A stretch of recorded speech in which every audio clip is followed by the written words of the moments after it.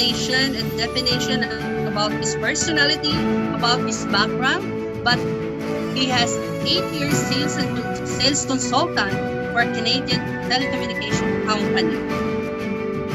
Ladies and gentlemen, our next keynote speaker from one of the different countries invited by the International Virtual Convention of Alliance of Hospitality and Tourism Movers of the Philippines. Here we go, a virtual applause, and welcome to the stage of Zoom, Sir Ken Riegos. Good evening in Canada and good morning in the Philippines, sir.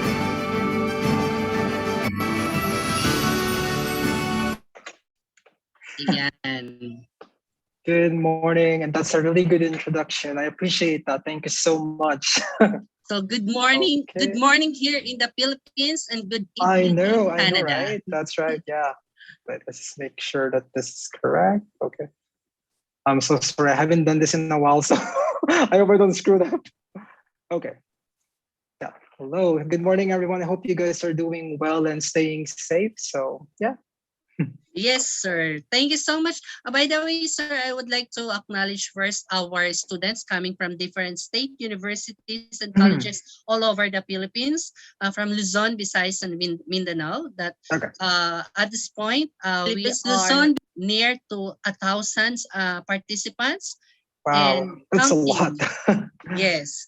So it's nice that you accept our invitation to be our international keynote speaker this morning. And I hope... Absolutely. And thank you for doing this, because this actually helps a lot in terms of, students like them who doesn't know what's happening and all that stuff. So it's a good thing that, we have this kind of opportunity so students can learn a lot from, different people, different backgrounds in different countries as well. So, yeah. So once again, thank you so much, Sir Ken. And the stage of Zoom is yours, Sir Ken. Thank you. So first and foremost, I would probably like to discuss what Canada is. So Canada is actually the second largest country in the world. Second largest country in the world. So it's like next to Russia. But the thing about Canada is that Canada has a very small population. So if you compare it to like Philippines, let's say Philippines is like a small country, but in population natin is about like 100 million. Whereas Canada is like the second largest country in the world, but ang population is only about like 39 million. So imagine the difference, right? So yeah, and also Canada's economy is also highly developed in terms of like in the world. So in 2020, the country's annual gross in domestic product was about 1.64 trillion in current US dollar. Canada's economy is also highly dependent on international trade with export and import of goods and services, each comprising about 1/3 of GDP. Okay, so let's talk about yung tourism recovery plan to ensure Canada's tourism economy survival and competitiveness through COVID-19. So first, prior to COVID-19, tourism was one of the fastest growing industries in the world. So in Canada, for example, tourism was a growing industry and a leading economic driver as the country's fifth largest sector. So tourism was responsible for about 105 billion in GDP, 1 in 10 Canadian jobs, and 225,000 small and medium-sized businesses across Canada. But now, due to COVID-19 pandemic, Canada's tourism economy is in crisis. We all know that, right? So it employs over 500,000 fewer Canadians than it did this time last year, which while some Canadian sectors have experienced a small degree of recovery. So Canada's tourism economy has remained stagnant. So meron ng saying about the tourism industry, so tourism was actually the first hit, the hardest hit, and will be the last to recover. Because if you remember like last year when COVID-19 happens, talagang yung government, I think it's across the world talaga na yung mga hotels, yung mga restaurant, talagang pina-close nila because of the situation.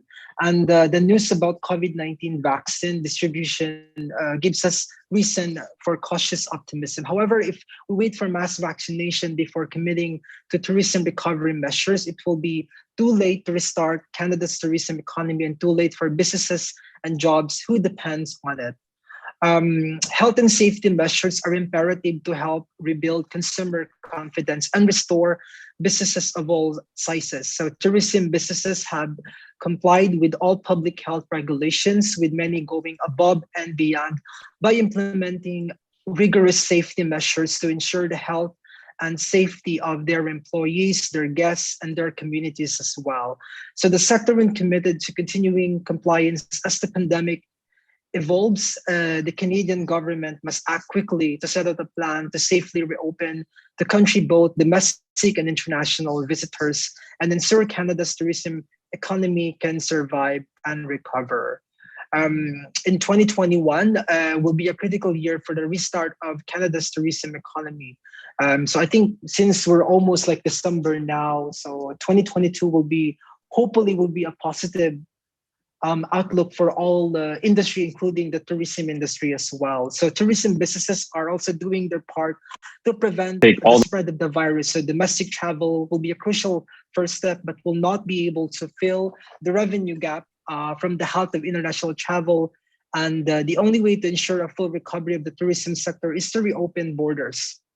A recent study conducted by Destination Canada also indicates that if borders stays closed until 2021 of December, recovery to 2019 levels is not expected until 2026. So the industry is encouraged by the announcement made in the November 2020 fall economic statement, particularly of the following. So number one, creating the highly affected sectors credit availability program. So when you say credit creating highly affected sectors, so yung in-include dito yung mga businesses like hotels, yung mga restaurants. Kasi if you guys remember last year, yung nagkaroon ng pandemic, sila yung talagang pinupush ng mga government na parang ipasara, because a lot of people go there, they mingle, they socialize, and then where else you should go other than, hotels, like theaters and all that stuff.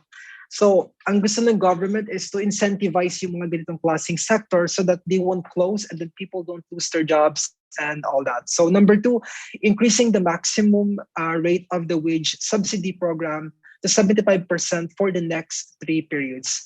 Number three, extending the current subsidy rate of Canada's emergency rent subsidy program. And number four, providing $500 million in additional funding to the regional development agencies. Number five, anticipated support for airlines and festival events as well. So yeah, when we say tourism, it also includes yung mga airlines, yung mga hotels. So kasi if close yung border, I mean, if people can't fly to, let's say, Canada or States or Philippines, so there's no sense yung mga hotels kung wala namang parang mga flights, international or domestic flights across nation, across the world as well. So yung mga sinasabi ko actually is ito yung parang plan ng Canadian government para sa reopening ng tourism industry sa Canada in general. So there's so much work to be done to ensure an effective sector-specific rollout of these programs and supports. As the voice of the industry,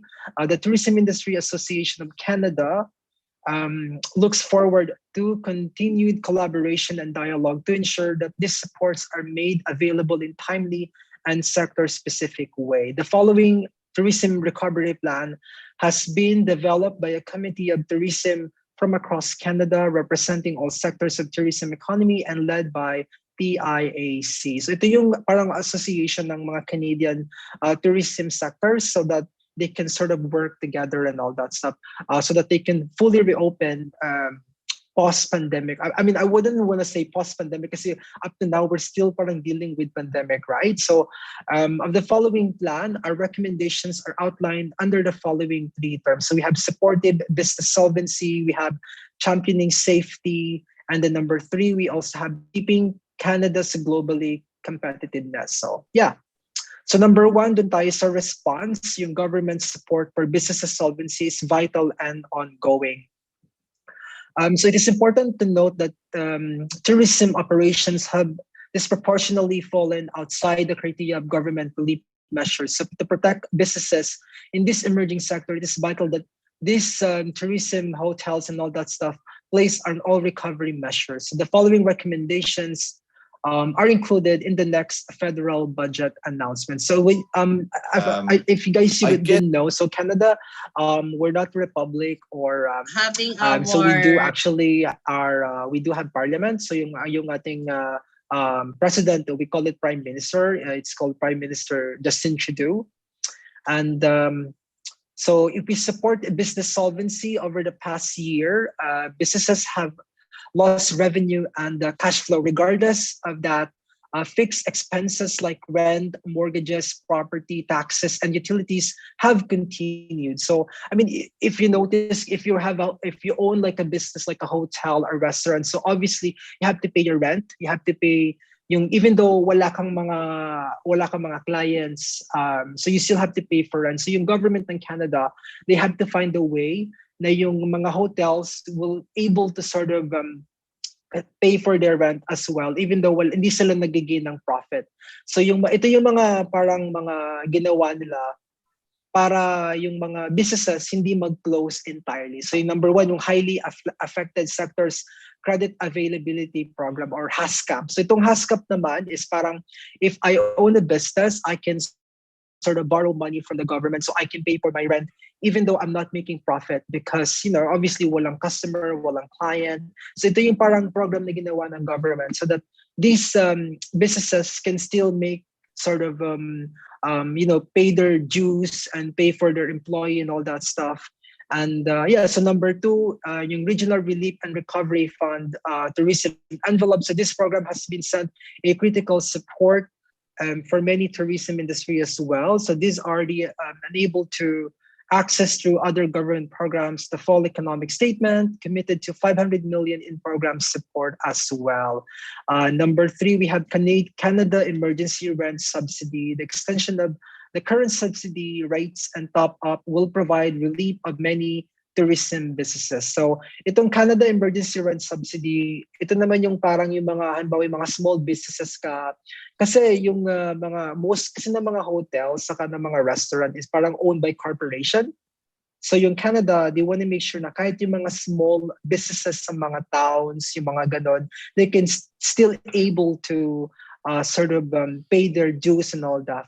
Kasi sila yung mga if you don't parang understand yung law ng economics kasi kapag yung mga corporations sila yung kahit halimbawa magkaroon ng mga pandemic so sila yung may maraming mga stocks, maraming mga parang they have a lot of money in the bank that they can sort of use.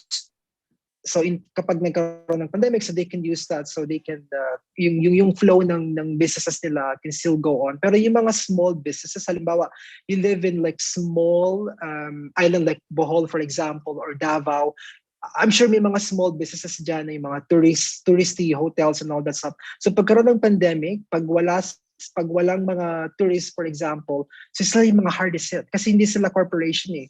So yung pera nila umiikot lang dun sa mga town na yun or sa mga so pagkaroon ng pandemic, pag nagkaroon ng ganung klaseng pandemic, sila yung mga hardest hit. So itong Canada Emergency Rent Subsidy, so this will help yung small businesses so they can continue yung flow ng profit within the community as well. So number three, we also have yung Canada Emergency Wage Subsidy. So ito yung parang Canada Emergency, yung parang it's like a lifeline to the sector and has provided businesses the ability to retain their workers as well. So what it does basically is kung halimbawa mag-close yung businesses, so yung businesses, yung mga small businesses or corporation, they can sort of borrowed money sa government so they can pay their employee. So in that sense, yung mga employee, they don't have to sort of, quit or they don't have to lose their job or they can still pay their food, their allowance and all that stuff during the pandemic. And number five, we also have support Canada's air sector. According to recent McKinsey and Company article, global tourism forecasts a cumulative drop to 3 billion to 8 billion before tourism expenditures as well. So yeah, so I mean, we can talk about tourism in general if we don't talk about yung air sector. So pag sinabi natin air sector, ito yung parang, let's say for example, if you are a tourist and you want to go to, let's say, Boracay and Bohol, so there's no sense kung open yung mga hotels. Kung yung mga airlines naman, is sarado, right? So I mean, I think I heard in the news as well na yung Philippine Airlines ata yun yung parang nag-file ng bankruptcy recently, right? So yun. So I mean, it is sad to hear that news kasi almost 6 months ata or so na walang yung mga airlines, yung mga pilots, yung mga stewardess and all that stuff. Sila din yung mga isa din sa mga hardest hit na industry, and I'd like to think na sila din ay part ng tourism industry as well. And yeah, so yung support Canada's air sector ng Canadian government, so parang it helps yung mga airlines, yung mga, let's say, yung Cebu Pacific, yung Cathay Pacific. Sa Canada, we call it Air Canada. Yun yung parang flagship ng Canada, which is comparable to Philippine Airlines naman ng Philippines as well. And yeah, so last but not the least, yung championing safety. So tourism is a professional industry committed to the health and safety of Canadian travelers as well. So the recovery path to tourism will depend on the epidemiological control of the virus and the national and international economic recovery. So according to the recent Destination Canada report, consumers and confidence reached an all-time low in April, but has been actively improving since October. So Canadians are among the most concerned travelers regardless of health and safety, with 75% indicating that clear communications of protections and measures is a top factor for selecting traveler. And with vaccine start and rollout, we hope that this will accelerate recovery. So yeah, what it meant basically is we cannot be open successfully kung yung safety and well-being ng either yung mga tourists or ng mga employee or ng mga locals is compromised. So kailangan i-make sure natin na yung mga tao in general is like fully vaccinated, walang mga symptoms and all that. And yeah, so I think as of this moment, Canada in general parang na-inoculate niya na about maybe 85 to 90% ng population. So yung natitirang percentage is only those who are, by vaccine hesitancy. Kasi dito sa North America, even in US, yung vaccine hesitancy, medyo mataas din yung, I mean, you can't really sort of blame them kasi that's probably what they read in the news or what they read in social media and all that.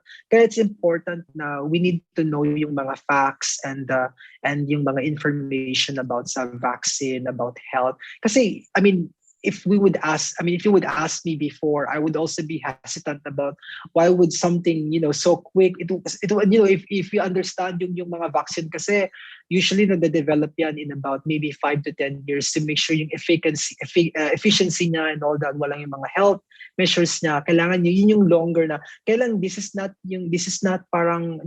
the right time para we have to act quickly. So yung World Health Canada talagang dinevelop nila yung vaccine to make sure na yung no one would die tomorrow, today, and all that stuff. So yeah.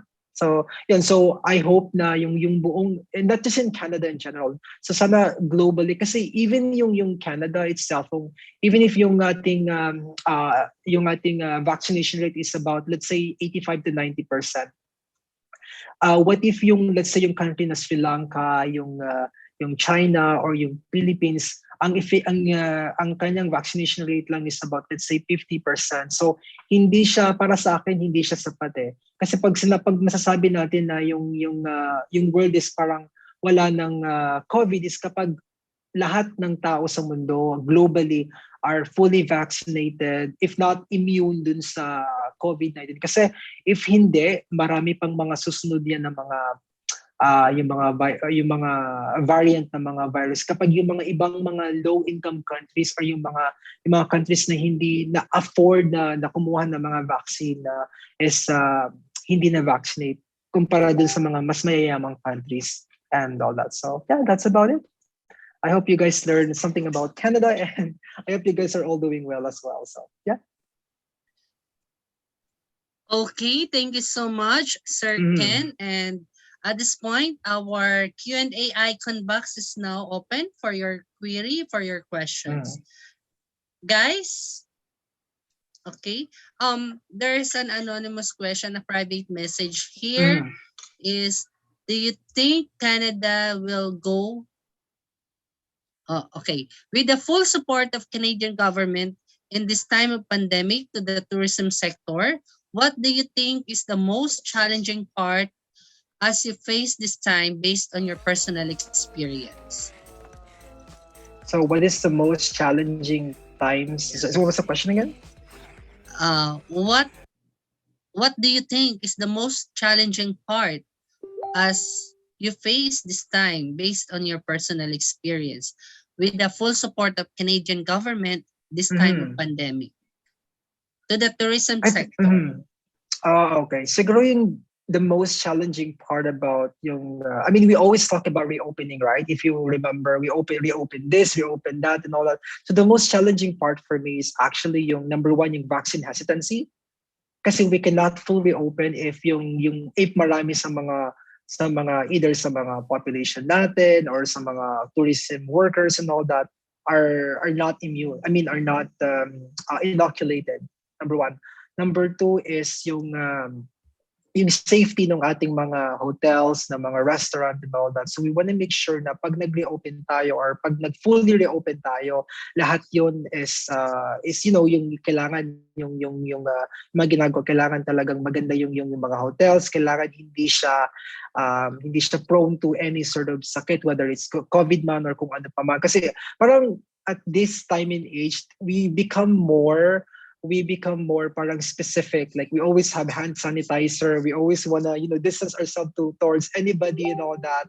So yun yung mga concerns. And number three, yung mga flights din. Kailangan we wanna make sure na affordable lang flights. Kasi kapag, halimbawa po, you wanna go to, let's say, Bohol or you wanna go to Davao or Boracay, I know when you flow to any of those, medyo mahal yung mga flights. Kasi nga, this is not a normal time. So I mean, why would I go to this place if I can afford it, right? So not everyone has the same income. It could be from low to minimum to average. So we want to make sure na yung mga flights then is very affordable to all levels or all of the people who wants to travel and all that. So yeah.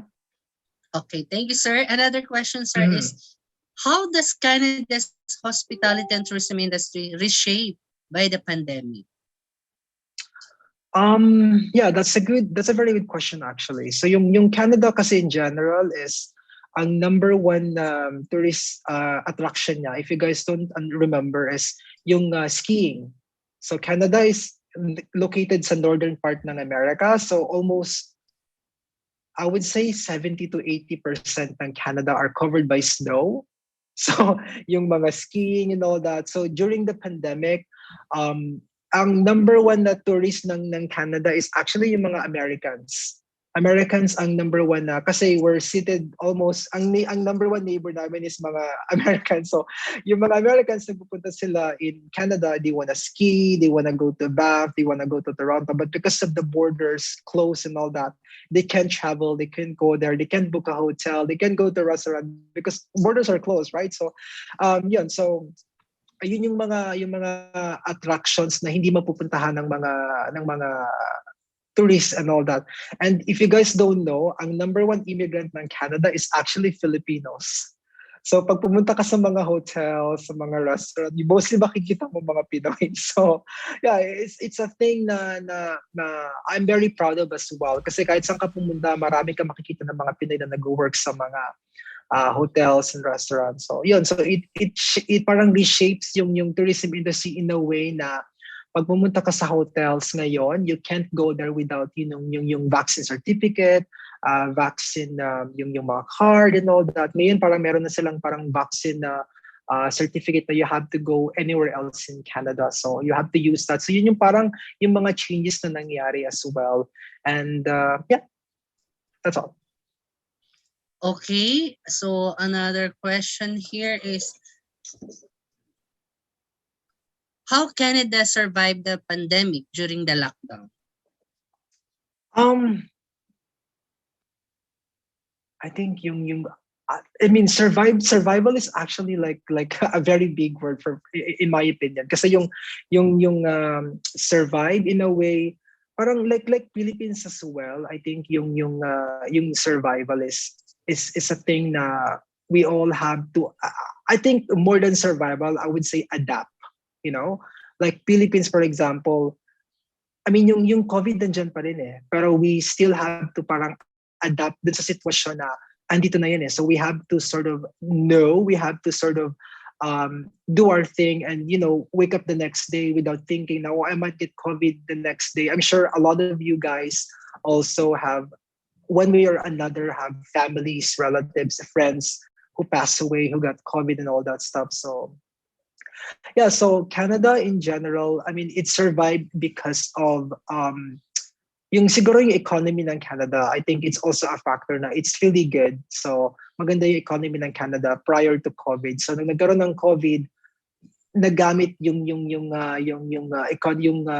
savings ng Canada sa bangko and all that stuff. Kaya na-sustain niya yung economy na hindi bumaba ng sobra-sobra. Kaya yung GDP ng Canada all throughout ng pandemic up to now, I mean, it's not as perfect as it was 2019 prior, pero at this point in time, yung economy GDP per capita ng Canada is still outstanding compared to some other countries as well. So, yeah. Okay, sir. Another question here is, what is your biggest challenges during the COVID-19 pandemic? Thank you. For me, Pwede mo siguro rin yung alam. biggest challenge Kasi for me is yung parang you have to sort of yung worry. I mean, it's not just my challenge as well, pero ito rin yung worry ng mga kagaya natin ng mga estudyante, like yung worry is yung I might get COVID tomorrow or something, or mamaya, yun, di ba yun yung parang number one na parang worries natin. Number two is yung opportunity. Halimbawa, if ito bang trabaho ko na to is, do I still have this job tomorrow or the next day and all that. So yung mga ganong klaseng concerns. And number three, yung mga expenses natin is, ito ba am I still be able to parang keep yung sustainability, whether it's my expenses or whether it's my yung mga syempre yung mga pagkain natin, rent, yung food and all that stuff. So I think hindi ko lang yung concern exactly, pero I think yun yung major concern ng lahat sa atin dito sa seminar na ito. So, yeah. Okay, another question, Sir Hayes. Nakabangon na po ba yung mga business ng hotels from the impact of pandemic na kailangan nilang mag-rent dyan sa Canada? I wouldn't say nakabangon, pero it's getting better. It's getting better compared to like last year. Ngayon parang I think hindi siya yung 100% at full capacity, pero at this moment parang I think 80 to 70%. I mean, it's not enough, pero it's better than before. Okay. So, yeah. Another question, sir, is Canada is the second largest country, as you mentioned a while ago. If given a chance to tour us there, which place or places would you like us to go and visit? Siguro yung number one, I'm sure you guys are excited to know this. Ang number one siguro na I would mention is yung Whistler. So Whistler is para siyang parang skiing capital ng Canada. So a lot of like tourists and all that, they actually go there to ski. Tapos ang dami niyang mga Christmas theme na para mga restaurant, mga hotels and all that. So tapos pwede ka ring pwede kang mag-skate and all that. So kahit di ka marunong, okay lang and all that. So yung number one siguro ko yung Whistler. It's situated close to where I live. Siguro mga 3-hour drive to, I live in Vancouver, so it's a 3-hour drive from where I'm at. So it's kind of like closer to the mountains. So yung way going there is really nice kasi makikita mo yung buong Canada. Although Canada is like a big country, so I wouldn't say the whole Canada, pero yung parang yung landscape ng Canada. Kasi di ba yung Philippines is known for like beaches, yung yung mga islands and all that. Canada is known for yung mga plains, yung mga mountains, yung mga rivers. Mag-drive ka lang papunta ng Whistler, for example, may makikita ka na ng mga either mga bears, mga mountain lions, mga ganon. Kasi yung mga ganong klaseng species, very well protected yun ng Canada. So, yeah. So let's go to Canada. Let's go to Canada. Okay, another question, sir, is good day. What is the difference between hospitality and tourism industry in Canada and in the Philippines? That's a good question. Aside Parang siguro from the naulit itong current, question kanina. What is the difference between aside the... siguro from currency, I think yung working hours ng mga tao dito. Dito kasi sa Canada, very diverse yung mga worker. Tapos karamihan din mga Pinoy. So I can't compare yung working ethics ng mga Pinoy sa kapwa Pinoy. Siguro ang maganda lang dito sa Canada is they got paid well. Alam mo 'yon? So yung hours nila, yung paycheck nila, yung benefits nila dito pag nagkasakit ka, you don't have to pay anything in the hospital kasi yung government ang magbabayad sa all throughout. Whether you're a citizen, you're a permanent resident, or yung mga workers, so yung government na magbabayad ng medical mo. So yun siguro yung pinagkaiba na. Pero in terms of work ethics, almost the same yung work ethics ng mga tourism sectors na nagtatrabaho sa mga hotels and all that stuff. So almost the same yung alam mo pero yung mga Pinoy iba pa rin ang mga Pinoy pa nag-alaga alam mo yon they would always give their best foot forward yung mga questions na hindi mo ine-expect na itatanong nila sa iyo kasi dito sa Canada, I mean in North America in general, dito very hesitant sila sa mga ganung parang dito kasi importante yung space, so you can't ask yung mga personal questions, you can't ask kung saan ka galing, you can ask kung anong tinapos mo and stuff like that. Pero in Philippines, you ask those questions a lot. Pero sa North America in general, you can't ask those questions. You have to always have this parang level of parang confidentiality sa bawat tao. So, yun kaya I would agree dun sa sinabi ni Sir Adam Minog kanina na iba-iba pa rin yung level ng hospitality ng mga Pinoy pagdating sa hotels and tourism industry. So yeah, I agree on that. Sir. Thank you. Yes, I agree on that. How strong is the restriction of protocols in Canada compared to other countries? Strong in a way because I think when it happens around March, was it March when it happened? Yes, or February, yes. March, right? At that time, I remember I was working downtown. Siguro 3 days before the announcement, lahat ng mga Canadian na nag-work sa mga businesses, hotels, any sort of industry, you have to stay home. So yung only industry na bukas at that time was yung mga grocery stores, yung talagang yung mga essentials lang talaga. People cannot go to work. I mean, it happens in the Philippines as well, right? So, yung natatandaan ko last time na nangyari. And yeah, so ano ulit yung question ko? So, the restriction, how strong is the restriction of protocols? Yeah. So so in relation to that, so imagine it only happens about a week or so or 3 days before, pero yung government ng Canada, they act quickly. So parang binan nila agad yung mga borders, talagang tig-stop nila yung pag-spread, whether yung case namin is mababa pa at that time, because they want to make sure na yung case would not go up and would not rapid as fast as yung nangyari sa it. I mean, I remember that last year, I mean, it happened so quickly sa Italy, it happened so quickly in Spain, di ba yung mga cases nila talagang tumaas. And then yung sa Philippines as well, kasi I remember when I was like watching news, at that time when it happens in March, April, I think the government, parang they thought, it wasn't as serious as people think it is, and then it happens, and now we have the yung mga yung mga tinatawag nila sa Philippines na yung mga yung mga levels of quarantine sa Philippines, yung mga ECQ, GCQ. yan, ECQ, GCQ.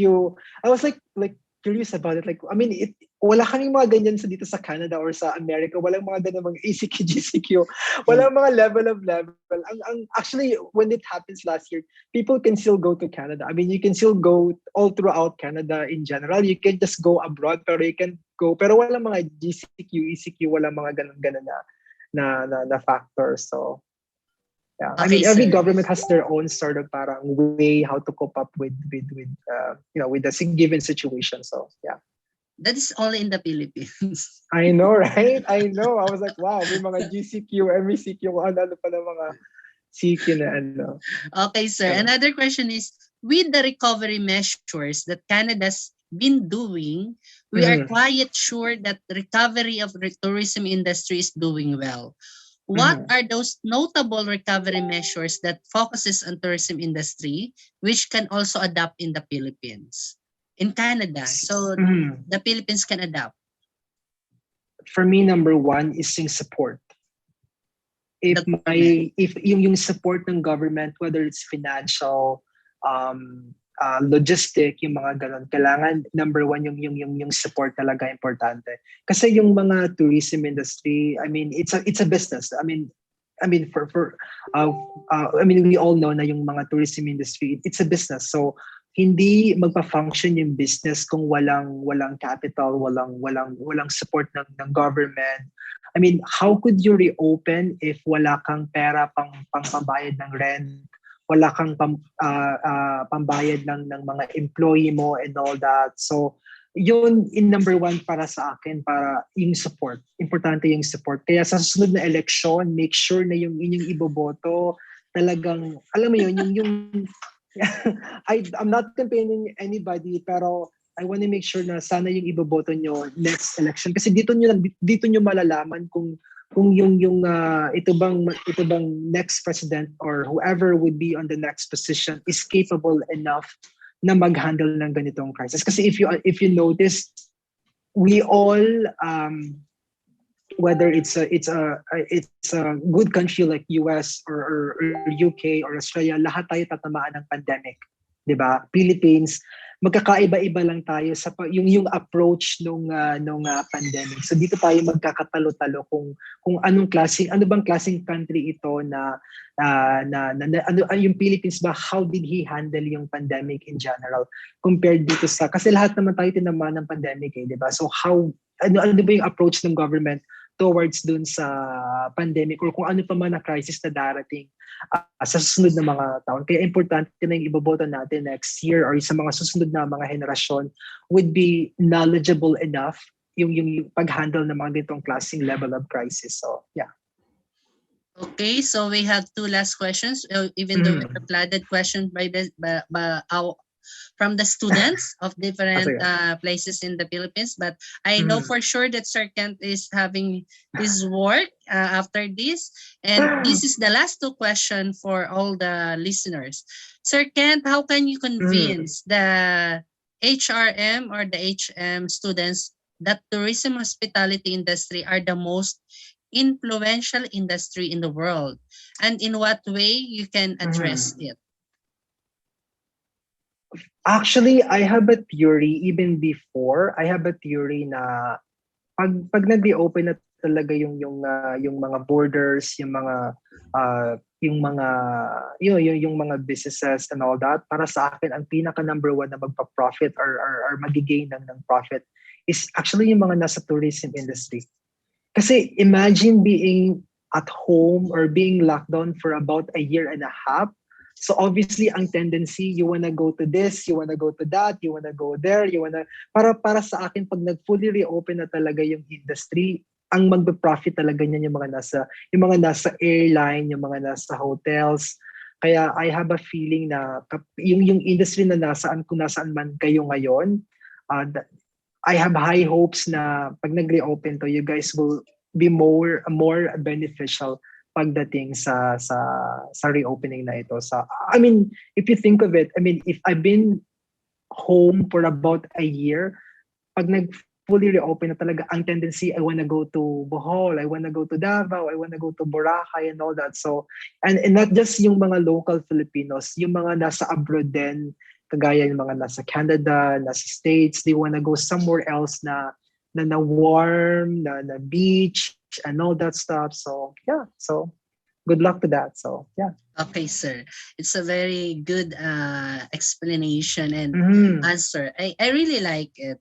Yes, and yes, it's true that our Mm-hmm. hospitality and tourism industry is one of the biggest industry na talagang magbo-boom after Mm-hmm. this pandemic. Kasi yes, that's true, Sir Ken, na sino bang ayaw lumabas after this pandemic? Mm, di Sino bang ba? kung ayaw mamasyal and to Mm-hmm. express and to say, oh, mag-unat-unat kasi syempre, ilang taon din Mm-hmm. na nasa Totoo bahay lang yan. and Totoo yan. within Totoo the yan. environment or Mm-hmm. within the box lang sila paikot-ikot, ano? Mm-hmm. Okay, the last question, Sir Kent, is could you give some advices to those students who want to work abroad, such as Canada? Siguro number one para sa akin is yung experience. So kung wala pa kayong experience na mag-work sa hotel, sa mga restaurant and all that, mag-gain kayo ng experience. Kasi yung experience na yan, magagamit niyo yan pag nag-travel kayo abroad. So alam ko may mga agency na nag-hire. Actually, maraming mga kumukuha ng mga agency papuntang Canada eh. Pero mostly ng mga nalalaman ko, sila yung mga nag-work sa mga restaurant, mga ganyan. So yung first step nyo is yung experience, number one. Number two is yung mga connections. So kailangan alam nyo kung saan kayo pupunta, saan kayo mag-a-apply, saan kayo yung mga ganun kasing yung mga ganung information, kailangan alam niyo yon. And number three siguro yung ethics. I mean, tayong mga Pinoy, alam naman natin yan, yung ethics natin talagang, through the top yung ating ethics pagdating sa pagtatrabaho. So, kailangan alam natin yung mga papasukin natin and all that. So, yun. So, as long as meron kayong goal, mapupuntahan yan.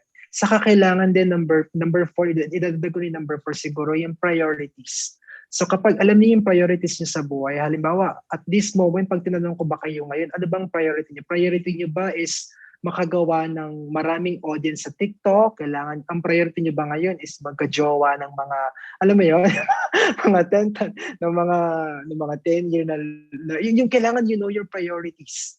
And siguro, yung kailangan you have to ask yourself, so ano ba, where would I see myself 3 years from now, 5 years from now? So you have to know yung priorities and kailangan alam nyo kung ano yung mga dapat nyo gawin para ma-attain nyo yung mga priorities na yun. So yun, yung kailangan alam niyo. Kaya ako, I always believe na hindi masamang mangarap. Alam mo yun, lahat tayo, kahit pasabihin nila ay, napaka-imposible nito, ay, napakahirap nito, kasi ganito, kasi ganyan, kasi ganyan. No, yung walang lahat tayo, we are given equal opportunity dito sa mundong ito. Kaya kailangan alam natin yung mga dapat nating gawin, alam natin kung saan tayo pupunta, kung ano yung mga dapat nating, yung kailangan alam niyo yung priorities niyo sa buhay. Kung ang priorities niyo is maging influencer, maraming fans sa TikTok, so doon yung i-set yung inyong mind dun sa focus na yun. Kung ang priorities nyo is magkaroon ng small business, doon kayo mag-focus. Kung priorities nyo is makapunta ng Canada, makapunta ng Australia, or ng US, yung mind nyo, iset nyo lang dun sa priorities na yun and alamin nyo kung paano and ano yung mga dapat gawin para makapunta doon. So yun, lahat yun nagsa-start sa pangarap. So dapat alam niyo yung pangarap niyo. Ngayon pa lang, dapat alam niyo na kung ano yung pangarap niyo. And you have to attain it no matter what and all that. So, yeah. Wow. Very amazing. And very well said. Yes. Mm-hmm. Okay. Thank you. Remember, guys, the priorities. Make it sure that your priorities is the focus of your Totoo goal. Totoo yan. No? Kasi I remember, parang ibigay ko lang yung short siguro experience. Kasi at that time, kasi when I was in college, I remember I was like working in parang call center industry. I was at that time then, I was also parang studying in college. So during that time, parang gusto sana akong irregular dun sa job na yon. And then I realized kapag naging regular ako dun sa job na yon, I have to quit school. So meaning, hindi ako makakagraduate. So I would be, alam mo naman sa Philippines, di ba, you have to finish your school and all that. So parang I have to choose between profiting money because obviously magkakaroon ako ng sahod, maging full-time na ako sa trabaho, magkaroon ako magandang career, pero wala akong diploma. Or doon ako sa diploma, pero wala akong pera. Kasi I'm a student, wala pumapasok na profit. So I have to choose between ano ba yung priorities ko. And then, you know what I did? I give up yung regularization ng trabaho ko. I went to diploma. Sabi ko, no, I'm still young. I'm gonna have more experience. And I never regret it. Kasi yung sabi ko kanina, alam ko yung priorities ko. So whatever happens na along the way, I can sort of parang, I know my priorities. And then pagka-graduate ko ng college, that's when I begin to look for good jobs, to better jobs. So dun parang you have to know kung saan ka papunta. Kasi along the way, maraming hurdles yan eh. Maraming hurdles yan, whether it's family, money, and all that. So kailangan alam mo yung priorities mo para ma-achieve mo yung goal mo one step at a time. Saka wag kayong parang malulungkot na yung kakilala mo ganito, yung kakilala mo ganyan. Kasi sa culture ng Philippines, we always get compared. Alam mo yun, whether it's our friends, with our relatives, bakit si anak ni ganito, bakit si anak ni ganyan. Parang we always get compared sa kapatid natin, sa family natin, sa friends natin. Kailangan yung ating mindset, kailangan I am my own person. So alam ko yung dapat para sa akin. Maybe for now, ito yung para sa akin. Pero I'm sure in the future, ito yung ma-achieve ko in the long run. So, yun. Wow. I hope you guys learn from our keynote speaker from Canada. It's a good, and I hope there's a big impact for all the students. Remember your priorities. Set your priorities. And your goal, if you have a goal, and then you can set it, And yes, that's true. Sabi nga ni Sir Kent, you can choose between the two bridge. It's a long bridge or a short bridge. Pareho lang din, makakarating ka sa kabilang paroroonan.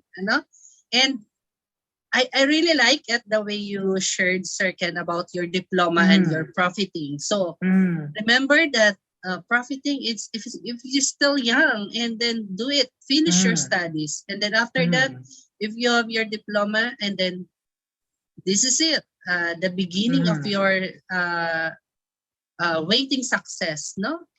Kasi I realized at that time na parang if kasi yung work kasi, once I decline it, I will have more opportunities in the future. Pero yung diploma, once na dinecline ko yon, it's hard to go back, 'di ba?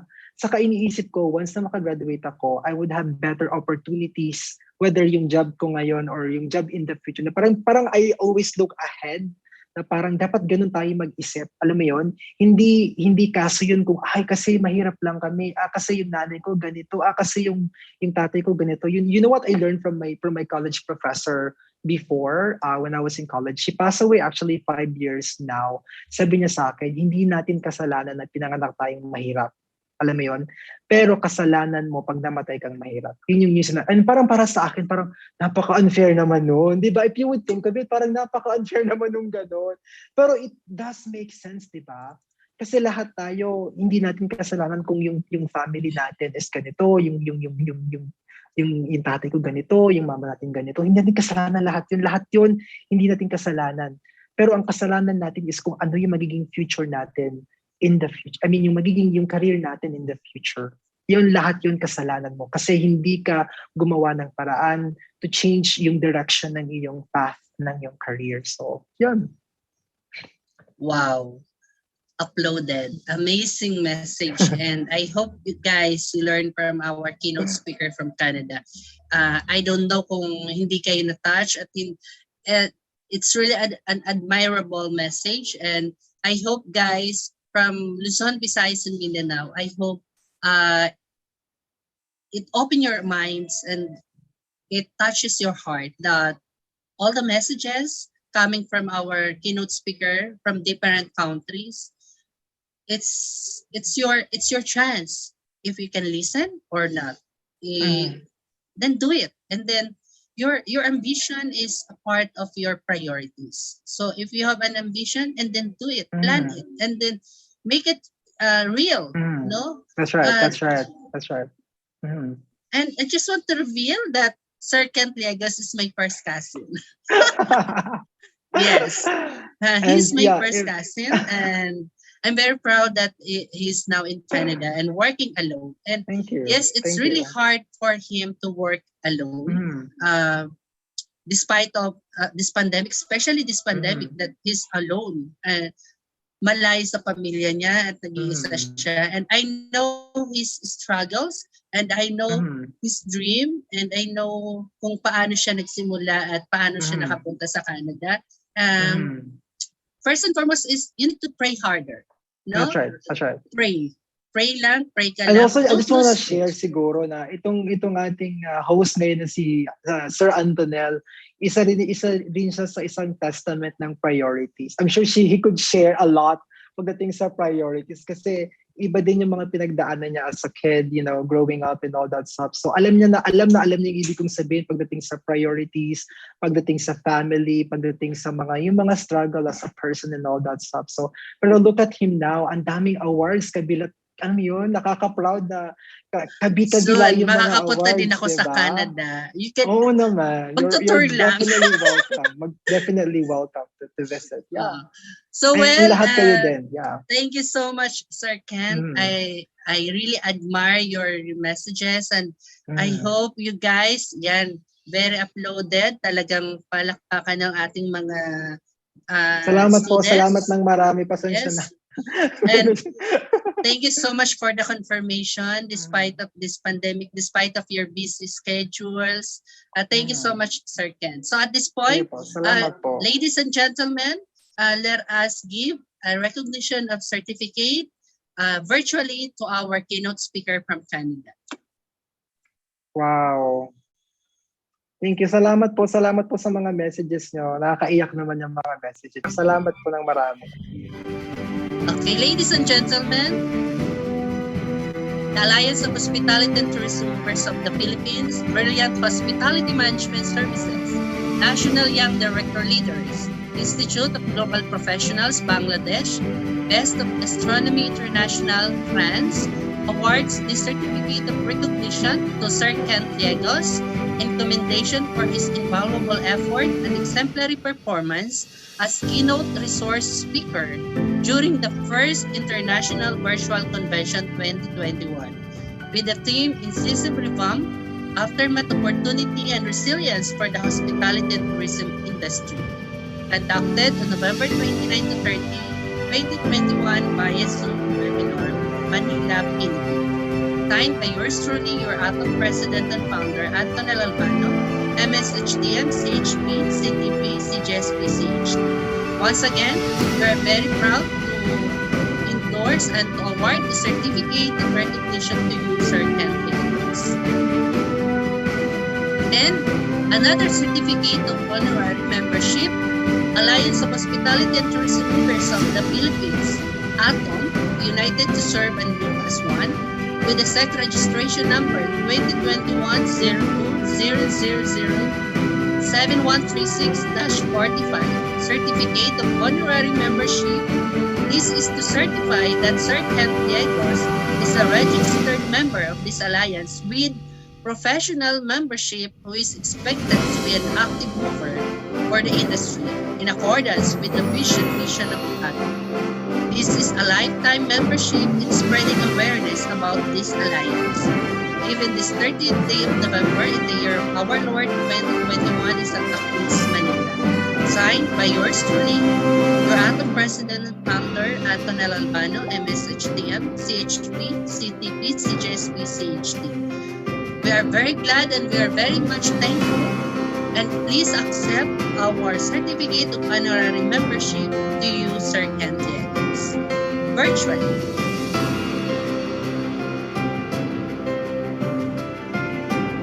Ayan. So, Maraming salamat thank you po. so Nakakataba ng much, puso. Sir. Nakakataba ang puso yung mga messages nyo. Maraming salamat po. Saka dun sa award na in-award mo sa akin, Sir Antonel Albano. So, yun po. Maraming Thank you so salamat much, po. Sir. God bless you all. And I hope kung wala lang pandemic siguro na itour. Pag balik mo ng Pilipinas, we can assure you that you can visit the places of Oo nga these eh. students coming from Mm. different places of in the Philippines. Ah, And sige po, sige. especially the Bohol. I hope so. I know I've never been Yes. to Bohol. I want to go to Bohol as well. Kasi I may have a friend in Cebu. I want to go to canyoneering as well. I think it's like closer, right? You can drove from Cebu to Bohol to Siquijor or something like that.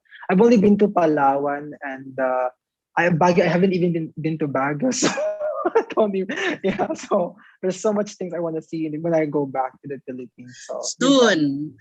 I know, right? Yeah, that's true, that's true. I'm from the Soon. Bicol region, so sa mga Bicolano dyan, kung sino man yan. So, Oh, there's a yeah, so, Bicol yeah. from Mariners Polytechnic. Ah, Yes, Mariners Polytechnic okay, from okay, Naga. okay. From Ah, Naga. talaga. Yeah, I actually, Yes. I pretty much grew up and studied in Naga as well. So, yeah. So And I also always from go to Camarines Caramoan. Norte State College. There is a Ah, Camarines that's Norte awesome. State That's awesome. College. Yeah, I think yung Camarines Norte is known for yung surfing. I think I don't know yung name ng beach, pero they always go to this beach that they always surf and all that. So, yeah.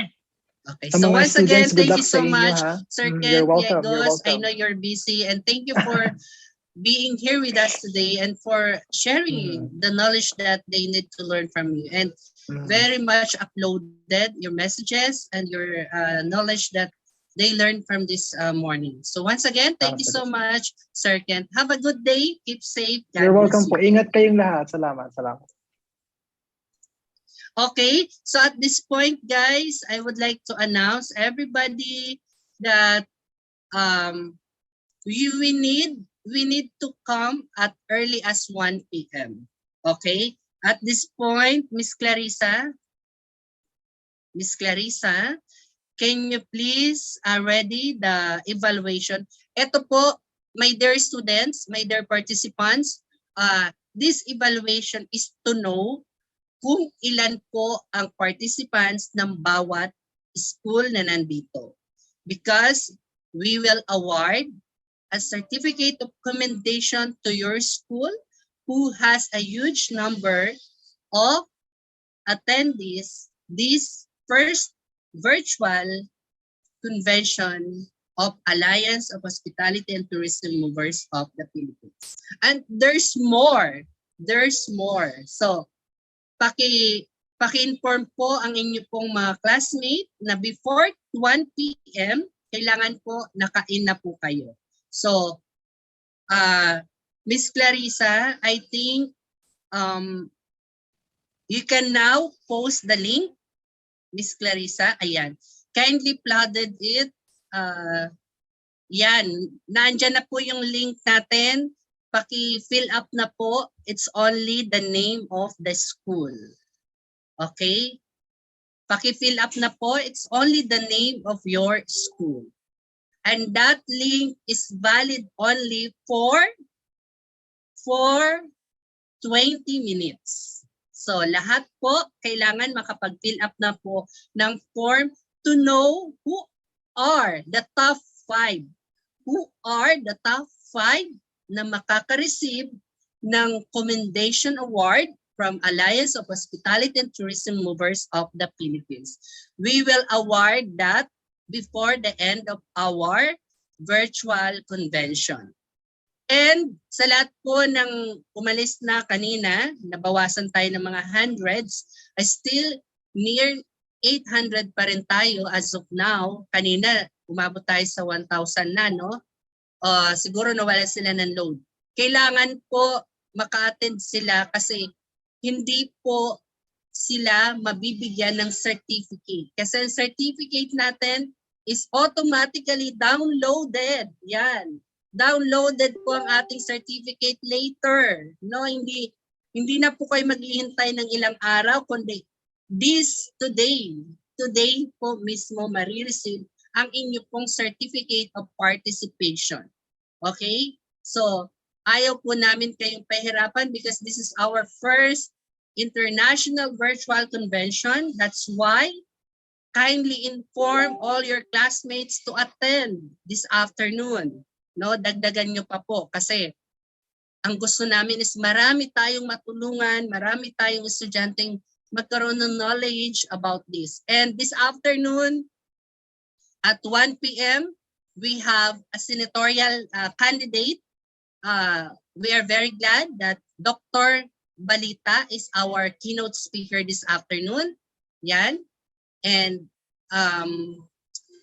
the president of Gastronomy International, he is also present this afternoon. And I hope the Maharlika party list also present this afternoon. And remember,